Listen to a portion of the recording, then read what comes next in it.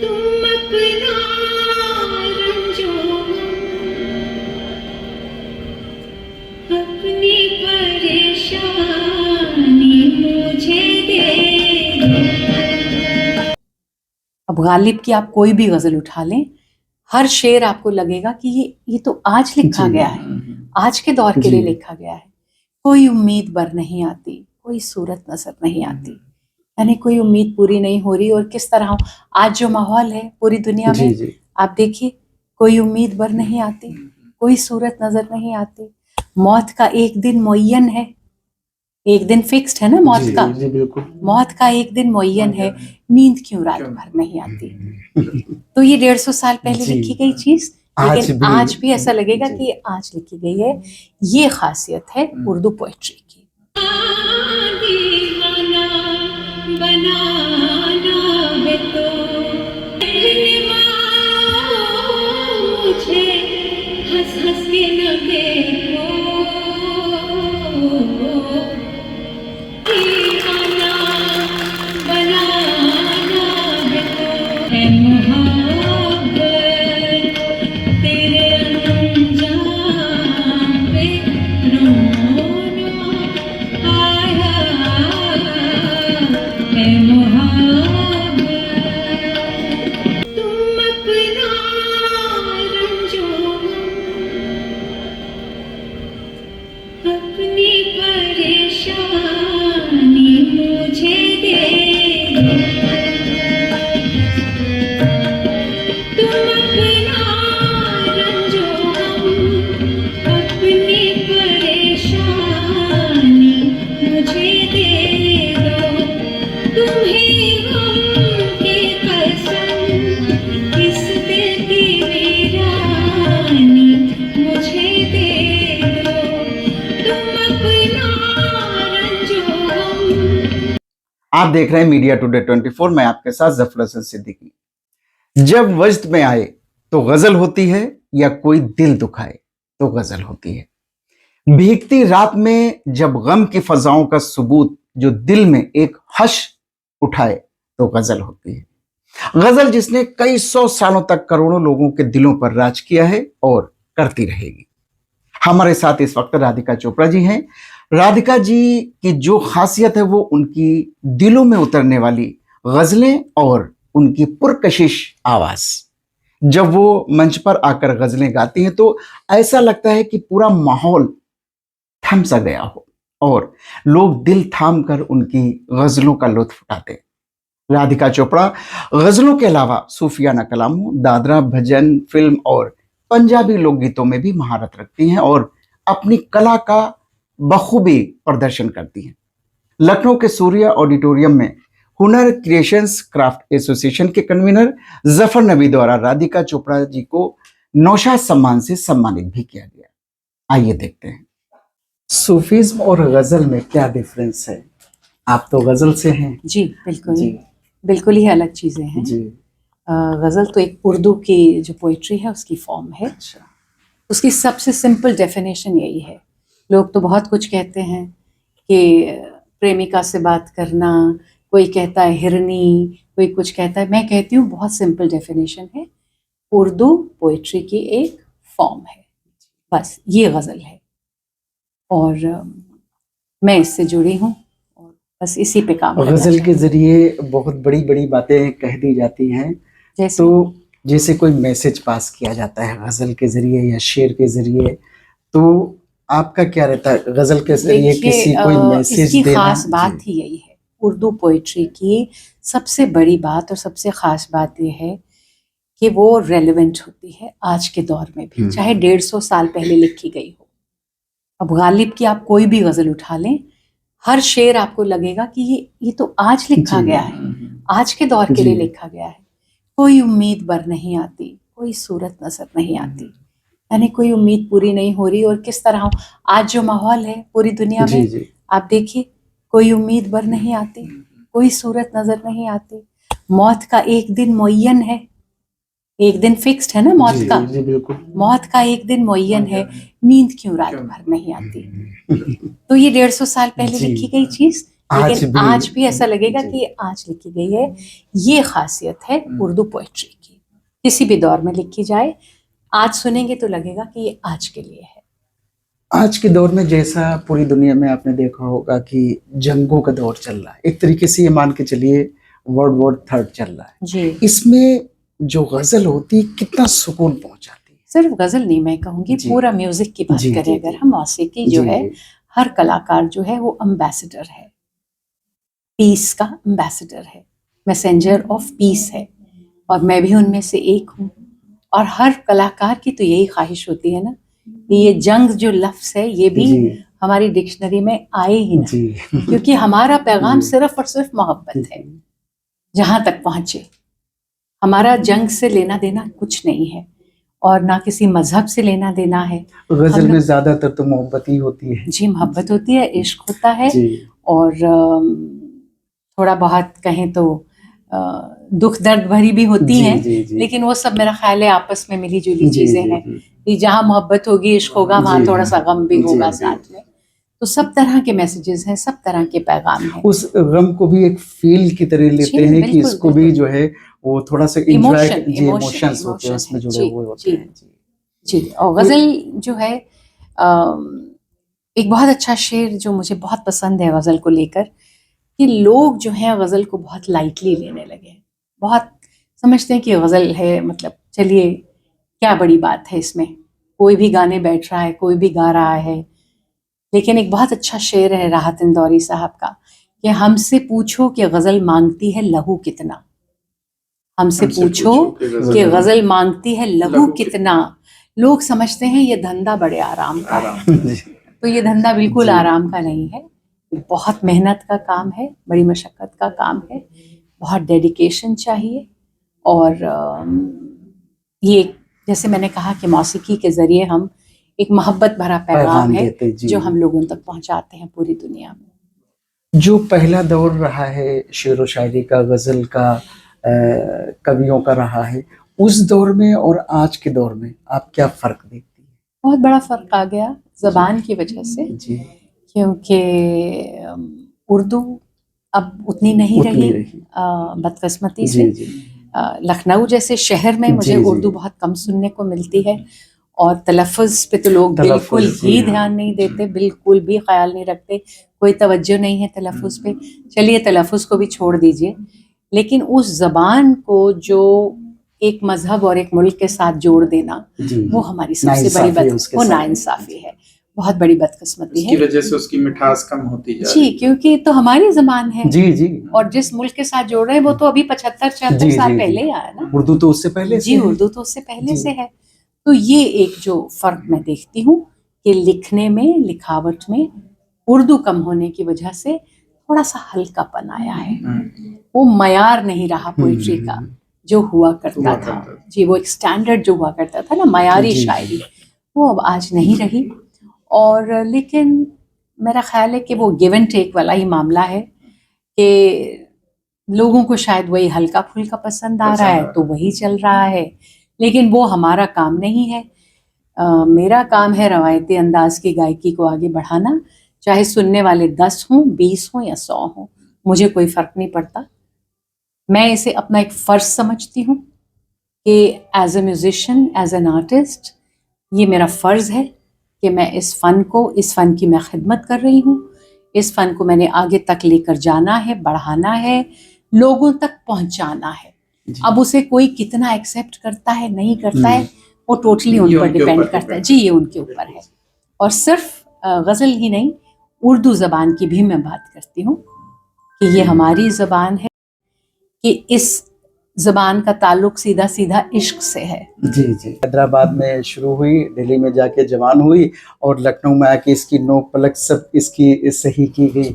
जी, तो पहले जो गज़ल आप लिखती हैं, तो उसमें इस मैं बात का, लिखती नहीं हूँ, जी, मैं गाती जी, हूँ। गाती हैं, तो उसमें कोई आपको ऐसा लगता है कि जो अल्फाज जो हम इसमें बोल रहे हैं अगला समझ पाएगा कि नहीं? आज के दौर में जैसे आपने बताया कि मेरी लखनऊ में भी कोशिश उर्दू ये कम हो रहती गई है, है, अगर वो मुझे लगता अल्फाज, नहीं कि आपने शायद कभी मुझे जी, सुना है जी, मैं अभी 30 तारीख को बेगम अख्तर की मज़ार पे गाने आई थी, मैं वहाँ गा कर गई हूँ, लेकिन मैंने आपका चैनल वहाँ नहीं देखा, जो कि बड़े अफसोस की बात है कि बेगम अख्तर की मज़ार पे इतना बड़ा प्रोग्राम हुआ लेकिन आप लोग तो वहाँ नहीं थे। खैर, मैं मेरी कोशिश करूंगा पहुंचने की। मेरी कोशिश ये रहती है कि मैं जहाँ भी कोई मुश्किल लफ्ज़ आता है मैं उसका मतलब साथ साथ बताती हूँ जी, ताकि लोगों को शेर समझ आए और वो उसका मज़ा ले सकें जी। तो मेरा ख्याल है कि ये एक मुझे अपनी तारीफ तो नहीं करनी चाहिए, लेकिन लोग ऐसा कहते हैं कि मेरी खासियत ये है, जिसे आजकल USP कहते हैं, वो यही है कि मैं लोगों को साथ साथ शेर का मतलब बताती हूँ। अगर मुझे लगे कि ये मुश्किल लफ्ज़ है, तो जैसे मैंने आपसे कहा मौत का एक दिन मुअय्यन है, तो मुअय्यन के साथ ही कह दिया कि तय है, तय है, क्योंकि मुझे लगा कि आपको मुअय्यन शायद ना समझ आए। वैसे हम लोग जान रहे हैं, लेकिन ये है कि सब लोग नहीं। हाँ, एग्जैक्टली। तो कोशिश ये है, बस एक छोटी सी गजल कोशिश तो है। सभी अच्छी होती हैं जो भी आप सुनाती हैं, लेकिन आपकी तरफ से जो आपको सबसे अच्छी लगती हो गजल क्या? नहीं, ये कहना बहुत मुश्किल है जी।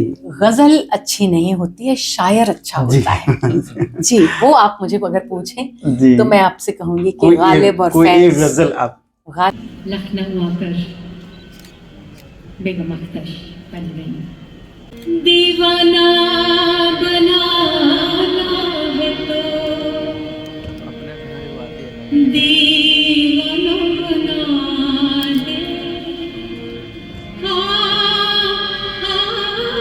दीवाना बनाना है तो दीवाना बना दे, वरना कहीं तकदीर तमाशा न बना दे। दीवाना बनाना है तो दीवाना बना दे। ऐ देखने वालों मुझे हंस हंस के न देखो, ऐ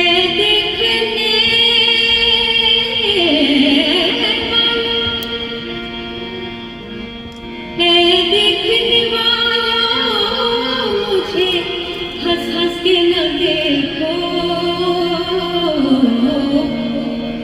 तुमको भी मोहब्बत कहीं मुझे सन बना दे। दीवाना बनाना है तो दीवाना बना दे। मैं ढूंढ रहा हूँ मेरी शम्मा कहाँ है,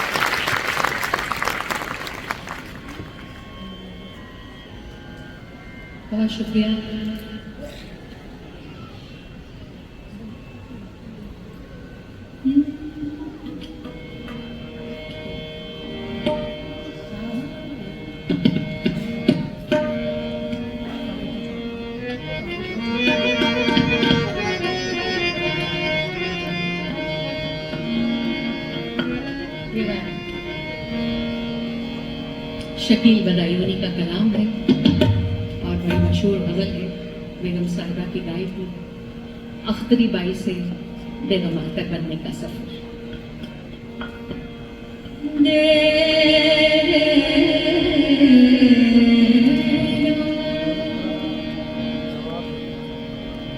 है मोहब्बत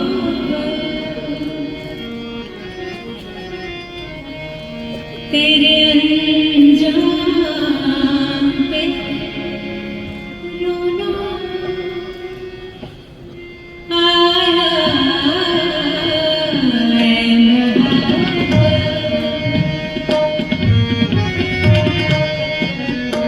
है मोहब्बत तेरे अनजान पे रोना आया, जाने क्यों आज तेरे नाम पे रोना आया है मोहब्बत तेरे अनजान पे रोना आया है मोहब्बत।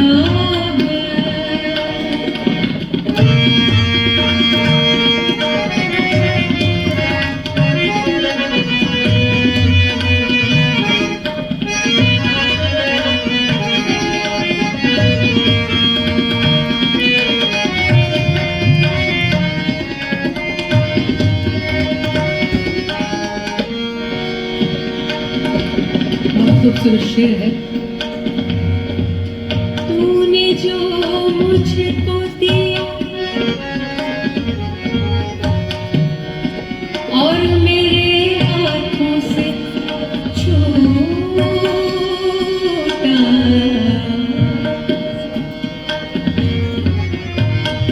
तूने जो मुझको दिया और मेरे हाथों से छूटा,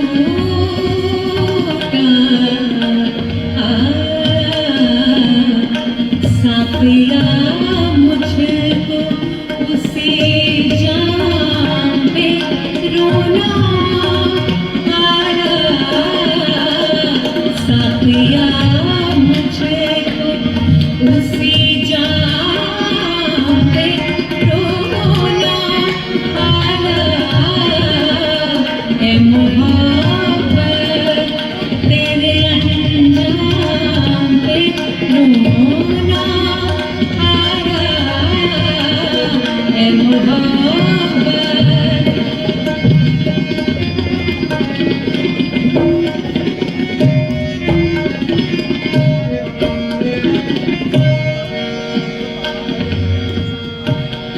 यूं तो हर शाम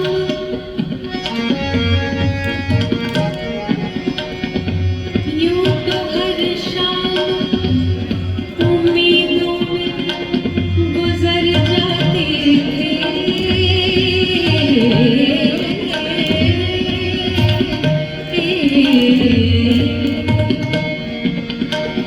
यूं तो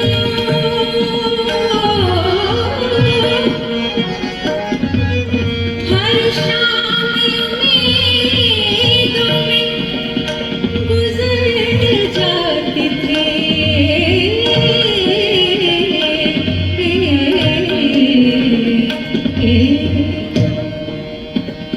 आज कुछ बात है, आज कुछ बात है जो शाम पे रोना आया, आज कुछ बात है जो शाम पे रोना आया है मोहब्बत तेरे अनजान पे रोना आया, जाने क्यों आज तेरे नाम पे रोना आया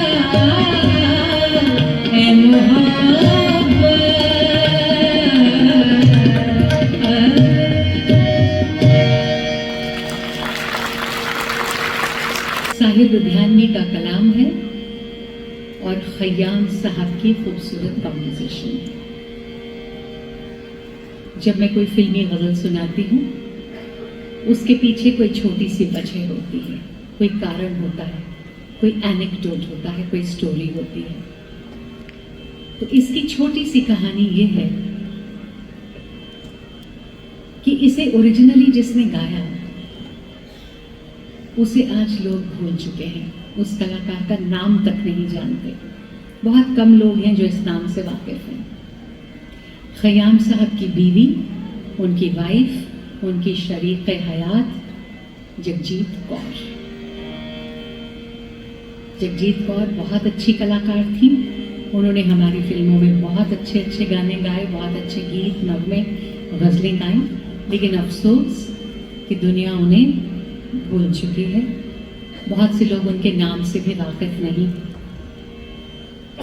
तो ये वजह है कि मैं ये गज़ल लोगों तक पहुंचाती हूँ, उन्हें सुनाती हूँ। मेरा गाया हुआ वर्जन मालिक के फजलो करम से बहुत मकबूल हुआ है, लोगों को बहुत पसंद आता है। राग पहाड़ी पर बेस्ड ये गज़ल है। इजाज़त।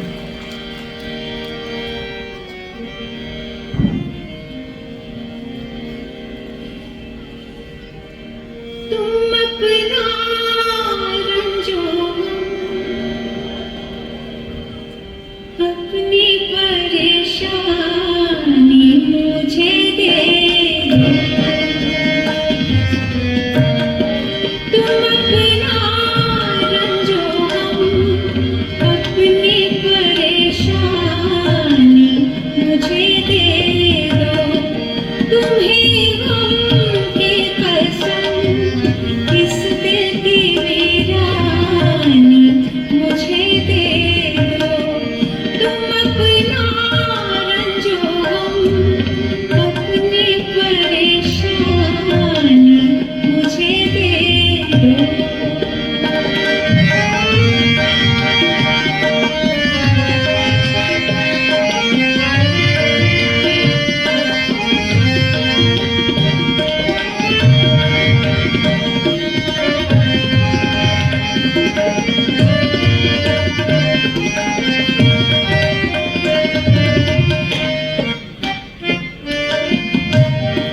ये माना मैं किसी काबिल नहीं हूँ इन निगाहों में। ये माना मैं किसी काबिल नहीं हूँ इन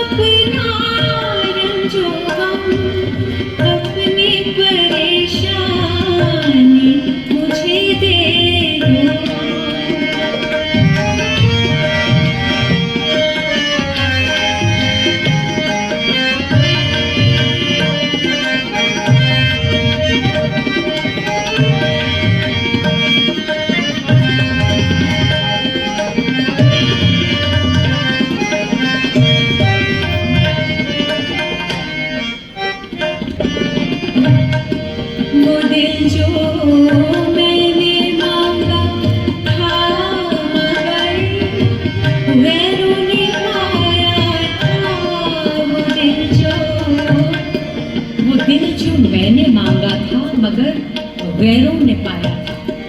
इसमें एक लफ्ज आता है पशेमानी। पशेमानी का मतलब होता है रिग्रेट। अगर उस दिल का कोई भी रिग्रेट है वो ही मुझे दे दो।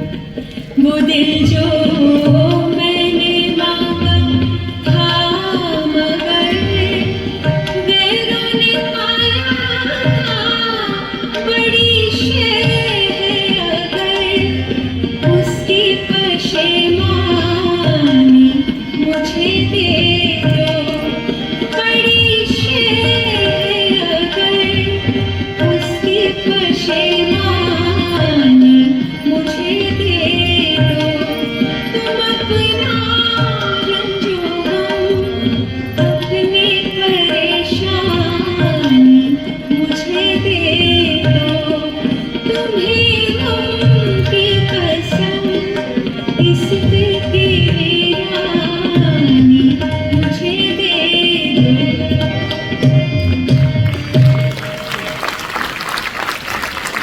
बहुत शुक्रिया, बहुत शुक्रिया।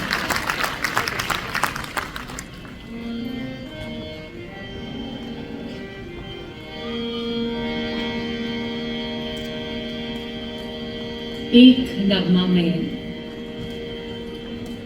उस हस्ती को, उस शख्सियत को डेडिकेट करना चाहती हूँ जिनके नाम पर आज का ये अवार्ड है, नौशाद साहब।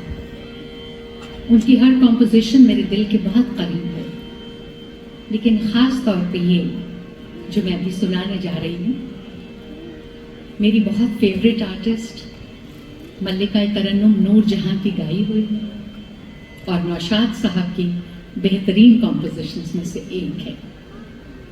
मैं जम्मू की रहने वाली हूँ, तो टेलीविज़न में नूर जहाँ को देख देख कर बड़ी हुई हूँ। सो हाईली इंस्पायर्ड बाय हर। आप सब ने ये नगमा सुना होगा and I hope you enjoy my rendition.